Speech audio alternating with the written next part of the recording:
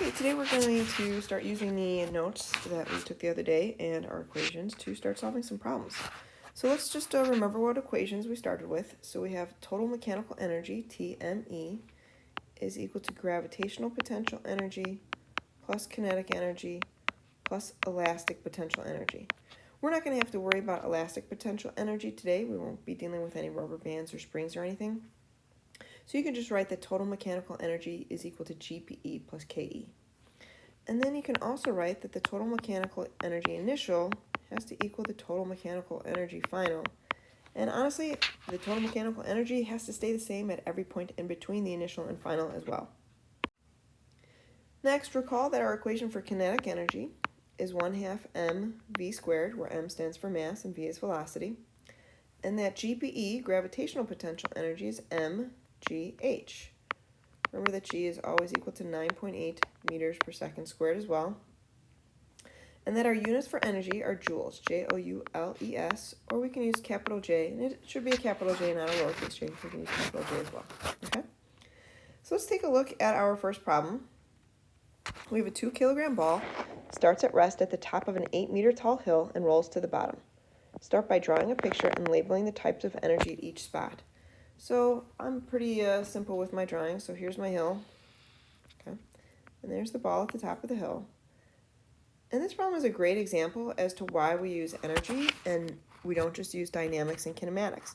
Because you might be thinking, well, hey, why can't we use my kinematics and dynamics knowledge? And you could. The problem is we've only looked at balls that we are dropping or throwing into the air. Because then the dynamics is really easy, right? The only force acting is the force of gravity. But here, this ball is not going to roll down the hill with an acceleration of 9.8 meters per second squared, because there's the normal force that's acting and there's a gravitational force that's acting. So we have to have a better method, because that would be a really tough problem, especially as the hill changes its inclination. So energy allows us to kind of skip the difficulties of the kinematics and the dynamics problem and make it into a much simpler problem. So here's the drawing. So that's when the object is at the top of the hill. And then I can go ahead over here and I can draw, well, at some point it's going to be at the bottom of the hill. Okay? And whenever I draw a hill, and I didn't draw a very good match for my hill, but that's okay. Whenever I draw a hill, I like to say, okay, I know the height. In this case, the height is 8 meters. And I know the mass of the ball is 2 kilograms.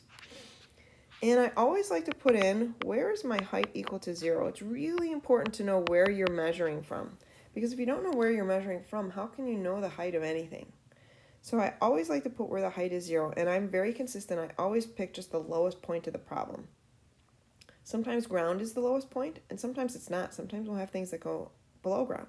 And sometimes the ground's not the lowest point. So for instance, if you are throwing something up into the air and you are throwing the object over a table, the table, since the ball isn't going to roll off the table might be the height equals 0. Okay, so it will change depending on the problem. Okay, now the problem asks us to start by drawing a picture and labeling the types of energy at each spot. So let's talk about what's happening at the top of the hill. I'm going to go ahead and change the color. Right. So here at the top of the hill, I know that the velocity is equal to 0. It hasn't started rolling yet.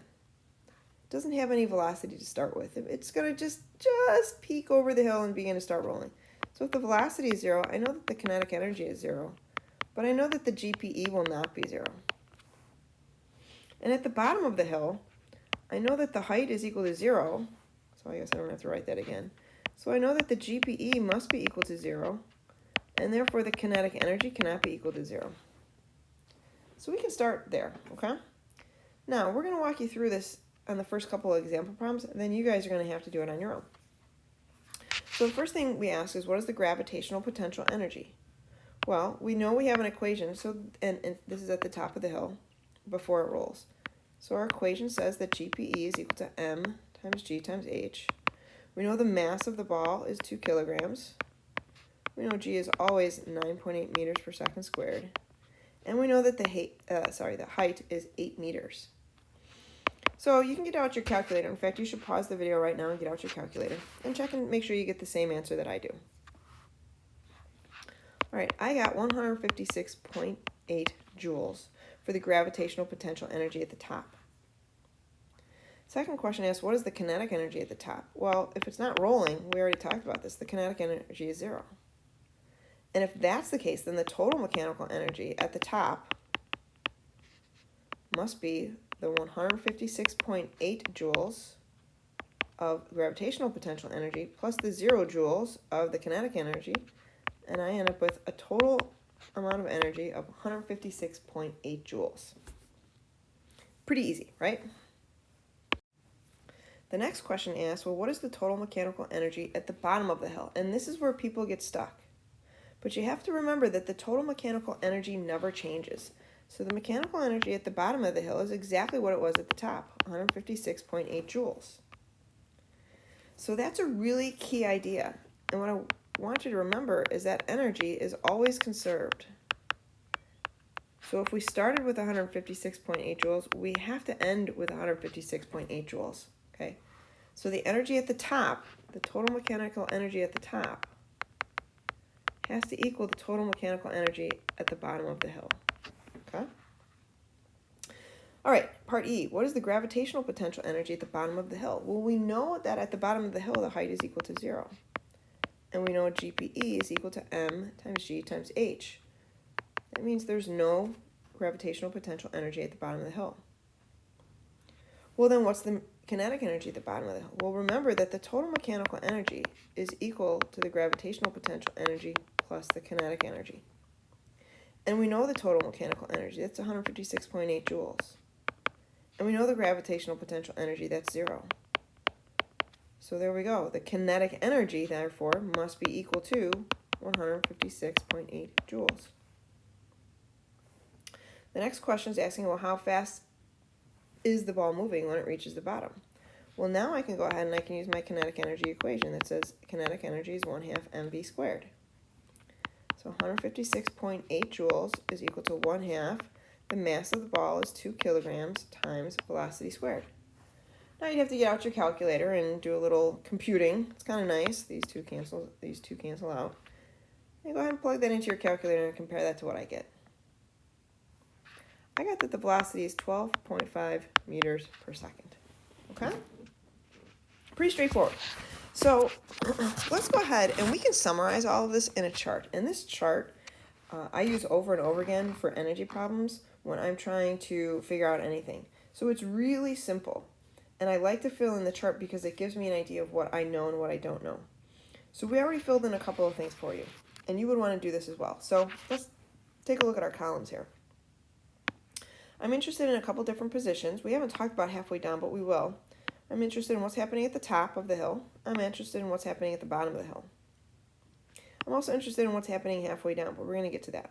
And I know at the top of the hill the height is 8 meters and the velocity is 0. And I know that at the bottom of the hill the height is 0. I knew all of that before doing anything. That was what was given to me in the problem. And then we went ahead and we figured out a bunch more information. And we figured out that the gravitational potential energy at the top, GPE, is equal to mgh. And we found that the GPE was equal to 156.8 joules. And I'm going to go ahead and put joules up here because I always measure all of my energy in joules. And I'm going to go ahead and put meters per second for my velocity, and I'm going to put meters for my height.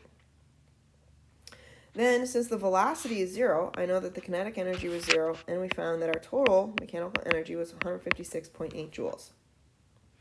At this point, since I know the total mechanical energy is always conserved, I can go ahead and fill in the total mechanical energy at any and all other points in the problem. So that was pretty easy. Now, let's take a look at what else is happening at the bottom of the hill. I have that the height is 0. Well, if the height is 0, I know that the gravitational potential energy must be 0. Sorry about that. Therefore, I know that all of the 156.8 joules is kinetic energy at the bottom. That's how I found the velocity over here, because I said, okay, KE is equal to 1/2 mv squared. And since I know my KE, I was able to find the velocity of 12.5 meters per second. So this is a pretty handy kind of accounting method of keeping track of all the different types of energy. So now let's look at halfway down the hill. Halfway down the hill, I know the height has to be half. So I know it's 4 meters. I don't know the velocity. I'm gonna have to find that. And I know the total mechanical energy. So now I have to think, well, what can I find next? If I know the height is 4 meters, what can I find next? Well, I can certainly find the gravitational potential energy. So remember, gravitational potential energy is mgh. So when I plug that into my calculator, because I know m, I know g, and I know h is 4 meters, I should get that 78.4 joules of this energy is gravitational potential energy. Now I can find the kinetic energy, because the kinetic energy has to be whatever is left. So 156.8 minus 78.4 is also 78.4 joules.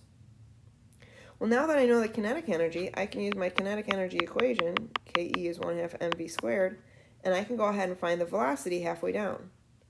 If you plug that in, so go ahead and try that, plug that in and get the velocity, then compare it to what I got. I got 8.85 meters per second for the velocity halfway down the hill. So you can see when we did the problem at first, we went ahead and we did everything kind of separately, and then we kind of summarized it in this table. Usually I will just go right to the table, so we're going to try that now. Okay, now we have a 28 kilogram child initially at rest, slides down a playground slide. We know her speed at the bottom is 4.5 meters per second. We want to know the height of the slide. So we're going to use the empty chart to help us think through the problem. But first, and we're pretty much always going to do this, first we're going to draw a picture. So, and my pictures all start to look the same. There is the hill, and there is the child. I know the child is sliding down, but I don't know how to draw that. So there's the child. And I'm going to go ahead and label a couple things that I know. I know the velocity of the child here is 4.5 meters per second. And I'm going to say that the height here is 0. And then I'm going to call this height h. I know the mass of the child is 28 kilograms, so I can go ahead and write that down as well, so I keep that in mind. Now, let's go ahead and take a look at our chart here, and let's see if we can plug in anything that we know. And we know more of what's happening at the bottom of the slide. So I'm going to go ahead and start with the bottom of the slide. And I'm going to say, well, at the bottom of the slide, I know the height. I know the height is 0.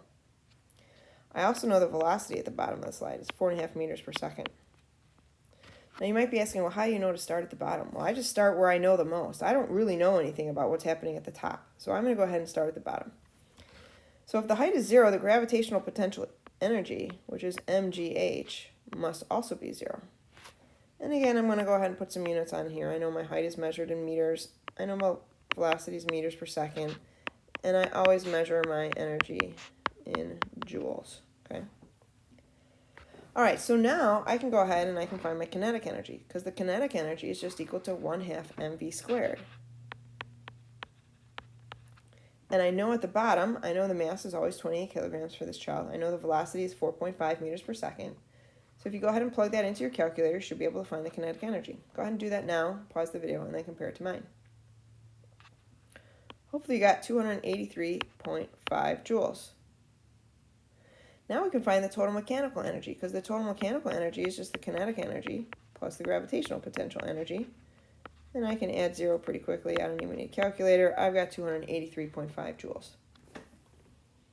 Well, that's nice, because now I know the total mechanical energy at the top as well. That's 283.5 joules as well. I also know something else at the top. I know that they said that the child started at rest, so I know that the velocity at the top is 0. Which is kind of handy, because if I know the velocity at the top is 0, I know the kinetic energy at the top is 0.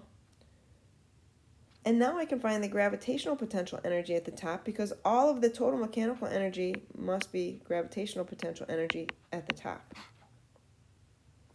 The only other thing I want to know is the height at the top of the slide. But I remember that mgh is equal to GPE. I know the GPE. I know m is 28 kilograms. I can now find the height. So go ahead and plug into this equation right here what you know, and see if you can find the height. All right, hopefully you got what I got. I got 1.03 meters. Okay, so all the steps of the last problem we were able to take care of just by using the chart and filling it in. Now, if we don't give you the chart, that's okay. You just make your own chart, right? And your own chart is always going to be the position, kind of what we're talking about. And you don't have to have this column here. I sometimes put it in, I sometimes don't. But you're always going to have the height. You're always going to have the velocity. you're always going to have GPE, KE, and total mechanical energy. So you can always make your own chart if we don't give you one for the problem. Okay, one last example problem. We have a heavy 7-kilogram medicine ball is thrown vertically upward with an initial speed of 10 meters per second off the ground. If the initial gravitational potential energy is 0, what are the ball's kinetic and gravitational potential energies at its highest point? So we don't ask you to draw anything, but I strongly suggest that you do. It always makes it much easier. The problem is so much easier if you go ahead and you draw something. So I'm going to go ahead and I'm going to draw the person. And here's the ball. And it says they're going to throw it vertically upward. And we know the initial speed when it's thrown is 10 meters per second. And we're taking this as a height of 0. Right? How do I know the initial height is 0 there? Why isn't the ground? Because they tell me that the initial gravitational potential energy is 0. That means the height has to be 0. So we've defined the location of the ball's release as a height equals 0. If we wanted to later find, well, what happens when it gets to the ground, we'd have to realize that this height is negative. I don't know what it is, right? But this height would be negative. It's not the most convenient solution method, but it's okay. We can get a negative height in this case. Anything that's below height of 0 is going to be negative. Okay? Now, they ask, what are the ball's kinetic and gravitational potential energies at its highest point? All right, so let's take a look at its highest point. If I throw a ball straight up into the air, I know something about its velocity at the top. I know that its velocity at the top is 0. Therefore, I know its kinetic energy is 0. But since I don't know its height, I don't know its gravitational potential energy, so I'm kind of stuck here. So I better look and see what I can find at the bottom, okay? And I can go ahead and do my chart, but I'm gonna skip that for right now, okay? At the bottom, I know that the height is 0, so I know that the gravitational potential energy also has to be 0. I can find the kinetic energy, though. The kinetic energy is 1/2 mv squared. So the kinetic energy is 1/2 times the 7 kilograms times 10 meters per second squared. So I can go ahead, plug that into my calculator. You should do that now. And you're going to find that the kinetic energy is 350 joules at the bottom. Well, that means that the total mechanical energy, and sometimes I forget the M. So the total mechanical energy is going to be 350 joules at the bottom. Well, that also means that the total mechanical energy at the top is also going to be 350 joules. And since I know that the kinetic energy at the top is 0, that means that the gravitational potential energy at the top has to be 350 joules. Well, now I can use my GPE equals mgh equation, and I can go ahead and solve for the height. So 350 joules is equal to 7 kilograms times, oops, I skipped a step there, 9.8 meters per second squared times the height. So the height has to be, and we didn't even ask for it, but they could have. And actually, I think we asked for it for part B, okay? So the height, and go ahead and plug that in and make sure that you get the same thing as I do. You should have gotten the height to be 5.10 meters. If you didn't get that, go ahead and check your math. And if you have questions on that, you can ask your teacher later. Otherwise, I think we're all done because we already answered question B. So if you have any questions, go ahead and ask when you see one of your teachers. Great. Have a great day. Bye-bye.